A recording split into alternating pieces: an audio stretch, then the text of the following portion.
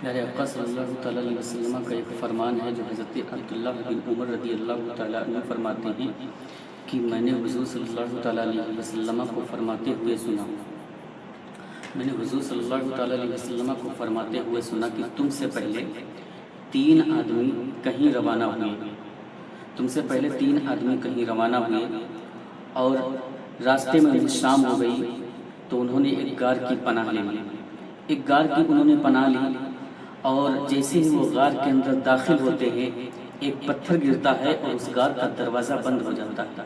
اس غار کا منہ بند ہو گیا۔ جب اس غار کا منہ بند ہو جاتا ہے اب وہ لوگ کہنے لگے کہ اس مصیبت سے ہمیں کوئی نکال نہیں سکتا ہے، اس مصیبت سے ہمیں کوئی بچا نہیں سکتا ہے۔ ہاں اگر اللہ تعالیٰ کو اپنے کسی نیک عمل کو یاد دلاتے ہوئے پکاریں تو انشاءاللہ تبارک و تعالیٰ اس مصیبت سے ہمیں نجات عطا ہو جائے گی، اللہ تبارک و تعالیٰ ہم کو اس مصیبت سے نجات عطا فرمائے گا۔ تو عزیزان ملت اسلامیہ، ان میں سے ایک شخص بولا کہ اللہ تبارک و تعالیٰ تو خوب جاننے والا ہے، اللہ تو جانتا ہے کہ میرے ماں باپ بوڑھے ہو گئے تھے اور میں ان کو اپنی بیوی بچوں سے پہلے اپنے بیوی بچوں کو دودھ نہیں پلاتا تھا، پہلے میں اپنے ماں باپ کو دودھ پلاتا تھا، اس کے بعد اپنے بیوی اور بچوں کو میں دودھ پلاتا تھا۔ یا اللہ تعالیٰ تو جاننے والا ہے، تو عالم الغیب ہے، تو ہر ایک چیز کو جانتا ہے۔ ان اللہ علی کل شیء قدیر، تو ہر ایک چیز پہ قادر ہے۔ اللہ تو خوب جاننے والا ہے، تو بہتر جاننے والا ہے، تو دلوں کے رازوں کو تو جانا کرتا ہے۔ یا رب تعالیٰ تو جانتا ہے، ایک دن چارے کی فکر میں دور تک چلا گیا، راستے میں مجھے شام ہو جاتی ہے، میں گھر جب پلٹ کر آتا ہوں تو کیا دیکھتا ہوں کہ میرے ماں باپ سو چکے ہیں، میرے والدین سو گئے ہیں، تو میں نے ان کو نیند سے جگانا مناسب نہیں سمجھا کہ ان کی نیند میں خلل ڈالا جائے اور ان کی آرام کو بے آرام کیا جائے۔ میں نے دودھ کا پیالہ لیا اور اپنے ماں باپ کے قریب کھڑا ہو گیا کہ یہ جب جاگیں گے تو ان کو دودھ پلا دوں گا، اس کے بعد اپنے بیوی اور بچوں کو دودھ پلا دوں گا۔ یہاں تک کہ میں پیالہ لے کر کے کھڑا رہا اور شام سے لے کر کے صبح ہو گئی، جب صبح نمودار ہو گئی تو انہوں نے وہ جاگے اور جب ان کی آنکھیں کھلی تو انہوں نے دیکھا کہ میں دودھ کا پیالہ لیے کھڑا ہوا ہوں، تو انہوں نے دودھ کا پیالہ لیا اور دودھ پیا۔ اس سے پہلے میں نے اپنے بچوں کو اور بیوی کو بھی دودھ نہیں دیا تھا۔ جب میرے ماں باپ نے دودھ پی لیا تب میں نے اپنے بیوی بچوں کو بھی دودھ پینے کے لیے دیا، یہاں تک کہ میرے بچے میرے پیروں پہ لوٹ رہے تھے، لیکن جب تک میرے والدین نے دودھ نہیں پیا تھا میں نے اپنے بچوں اور بیوی کو بھی دودھ نہیں دیا تھا، میرے بیوی بچوں نے بھی دودھ نہیں پیا تھا۔ یہ اللہ تعالیٰ تو جانتا ہے، اگر یہ کام میرا تیری خوشی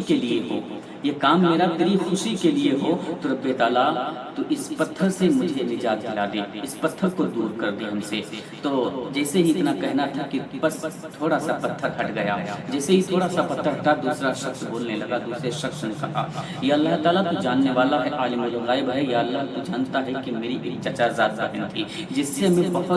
جو مجھے بہت زیادہ محبوب تھی۔ ایک روایت میں آتا ہے کہ جسے میں بہت زیادہ چاہتا تھا، جتنا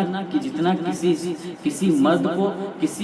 کو عورت سے محبت ہو سکتی ہے اتنا میں اسے چاہتا تھا، لیکن رب تعالیٰ میں نے اسے ایک دن اپنے پاس بلایا، اس نے آنے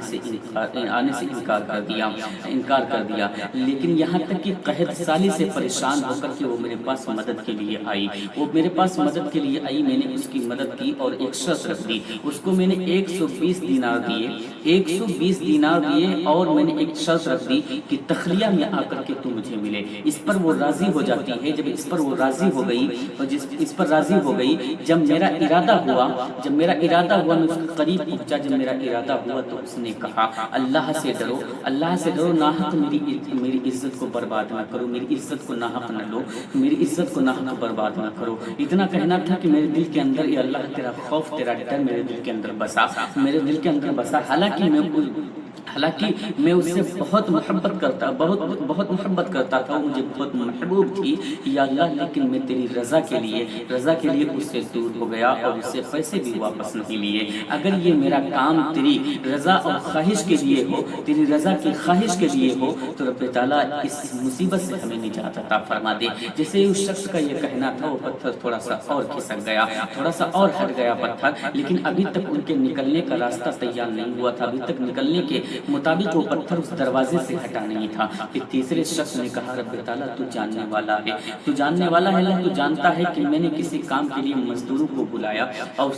مزدوروں کو بلایا اور ان کو پوری مزدوری دی، پوری مزدوری دی سوائے ایک کے، یعنی ایک وہ چلا گیا تھا، اس کی مزدوری میں نے نہیں دی تھی۔ پھر اسی کی مزدوری کے پیسے سے میں نے تجارت شروع کی، میں نے تجارت کی اسی کے پیسوں سے، اور تجارت میں اتنی نفع ہوئی کہ چند عرصہ گزرے تھے کہ تجارت میں بہت زیادہ نفع ہوئی اور بہت مال اکٹھا ہو گیا۔ ایک دن وہ شخص میرے پاس آتا ہے اور کہتا ہے اللہ کے بندے میری مزدوری ادا کر، میری مزدوری مجھے دے دے۔ جیسے ہی میں نے دیکھا اس شخص کو تو میں نے کہا یہ جتنی چیزیں تجھے نظر آ رہی ہیں، جتنی چیزوں کو تو دیکھ رہا ہے، اونٹ، گائے، بکری، غلام، یہ سب تمہارے ہیں اور تمہاری مزدوری کے پیسے سے ہیں۔ تو اس شخص نے کہا کیوں ہم سے مذاق کرتے ہو، کیوں ہم سے مذاق کرتے ہو؟ اور تو شخص نے کہا میں مذاق نہیں کرتا ہوں بلکہ یہ حقیقت ہے۔ تو اس نے ساری چیزوں کو لے لیا اور واپس چلا گیا۔ یا اللہ اگر یہ میری بات تجھے پسند آئی ہو، اگر یہ بات تیری رضا کے لیے ہو، اگر یہ بات تجھے پسند آئی ہو تو رب تعالیٰ اس تنگی سے ہمیں نجات عطا فرما دے۔ جیسے ہی یہ کہنا تھا وہ پتھر راستے سے ہٹ جاتا ہے، دروازے سے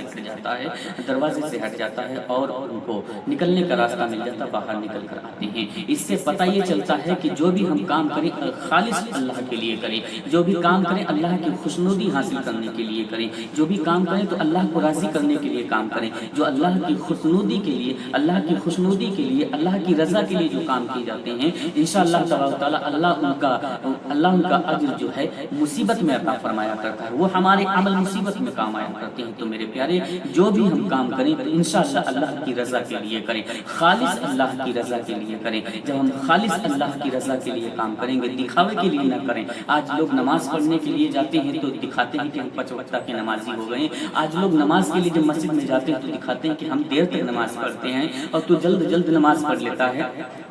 تو جلد بازی میں نماز پڑھتا ہے، ہم دیر تک نماز پڑھتے ہیں۔ ہم زیادہ تجھ سے پڑھے ہیں تو ہم سے کم پڑھا ہے، ہم اللہ کی زیادہ عبادت کرتے ہیں تو اللہ کی کم عبادت کرتا ہے۔ میرے پیارے یہ دکھانے کی عبادتیں تمہارے کام نہیں آئیں گی، یہ دکھانے کی عبادتیں تمہارے منہ پہ مار دی جائیں گی، تمہارے کام نہیں آئیں گی۔ جو کام کرنا ہے تو خالص اللہ کی رضا کے لیے کرو، دکھانے کے لیے نہ کرو۔ جو کام اللہ کی رضا کے لیے کیے جاتے ہیں اور دکھانے کے لیے نہیں کیے جاتے ہیں، اللہ ان کا اجر ہمیں مصیبت میں عطا فرماتا ہے اور میدان قیامت میں بھی اللہ ان کا اجر ہمیں عطا فرمائے گا۔ عزیزان ملت اسلامیہ، جب بندے کا اخلاق اچھا ہوتا ہے تو بندہ اچھا ہوتا ہے، جب بندے کا کردار اچھا ہوتا ہے تو بندہ اچھا ہوتا ہے۔ اور عزیزان ملت اسلامیہ، آقا صلی اللہ تعالی علیہ وسلم فرماتے ہیں کہ میزان عمل پر سب سے زیادہ وزنی چیز جو ہوگی وہ بندے کا اخلاق ہوگا، بندے کا اخلاق ہوگا۔ تو اپنے اخلاق کو اچھا کریں، اپنے عمل کو اچھا کریں۔ جس کا اخلاق اچھا ہو جاتا ہے اس کا عمل اچھا ہو جاتا ہے، اور جس کا عمل اچھا ہوگا انشاءاللہ تبارک و تعالی اس کا اخلاق اچھا ہو جاتا ہے، اور اللہ تبارک و تعالی اس کے عمل کا اجر سے مصیبت میں اور میدان قیامت میں عطا فرمائے گا۔